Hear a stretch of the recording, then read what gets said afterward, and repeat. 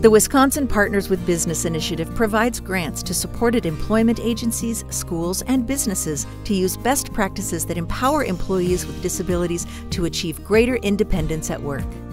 Facing wait lists due to job coach workforce shortages, Goodwill Industries of North Central Wisconsin used their Partners with Business grant to strategically reduce job coaching and increase employer-provided supports.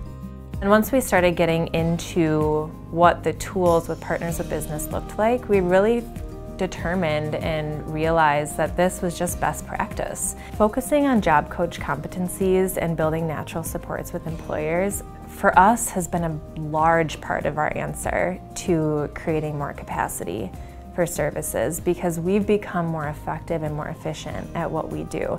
So much of our team has been hungry for these tools because we want to make sure we're making the most positive impact as possible. So giving people the tools to do that has really helped us shift, and that's really moved our capacity so much so that our wait list has been cut in half. Well, Lewis is actually a great example of an initial win that we've had, because he's been on our caseload since about 2016. He's been at his place of employment for 5 years.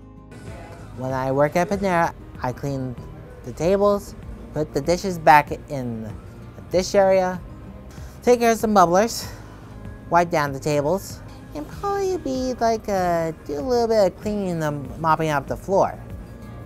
Goodwill did an analysis of their job sites to identify locations where they could engage employers to provide more support, thereby reducing or eliminating job coach time.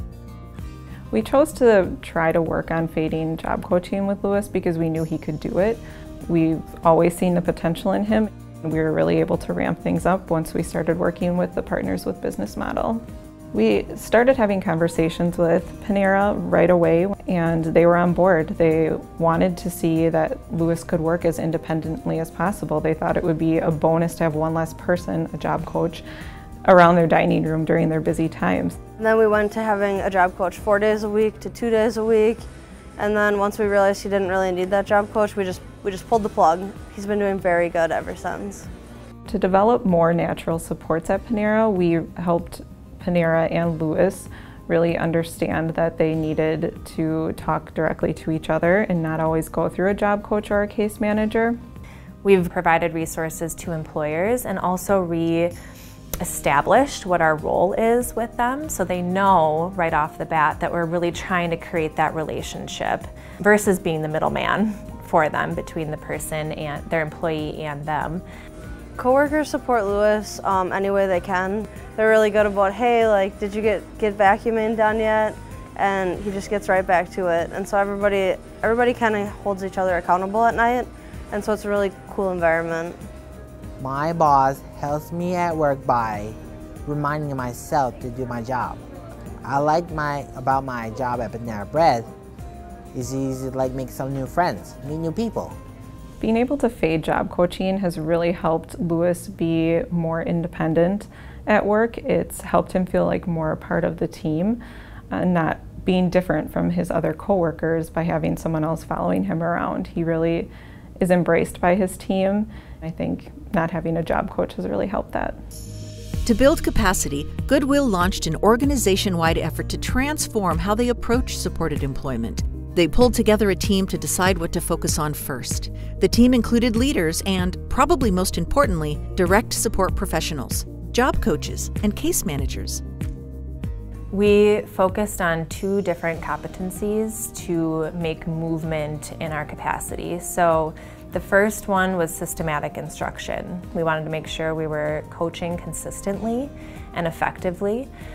And then building natural supports was big too. That's another competency that we really wanted to focus on. I think that Lewis's success story too is a great example of how this has impacted our team. Lewis works primarily night and weekend shifts, which are a little bit more difficult to cover with staffing. And it has created not only a great celebration for him, because he can own his independence and really own his job, but it's also created some room for our team and our staff, and shifts that were difficult to cover now don't exist because that person is independent, or they exist for a shorter amount of time because we're working more effectively or more efficiently to help people become independent.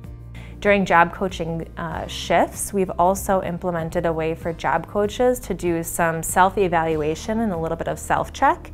Are you jumping in right away when someone needs help? Are you jumping in to ask the employer what's next? We want to empower the person to be communicating with their employer in that way versus job coaches doing that. Seeing the people who have had job coaching for a while and maybe just needed a little bit of support here and there, being able to impact them in this way and for them to be able to celebrate that they're independent in this way has been really cool. I think the biggest thing is just to remember that everybody learns different and everybody needs something else. And just because somebody has a disability, it doesn't mean that they're not going to be as good of an employee, because Lewis is a great employee and he is just as much part of my team as anybody else. It's just about what does that person need and how can you get there for them.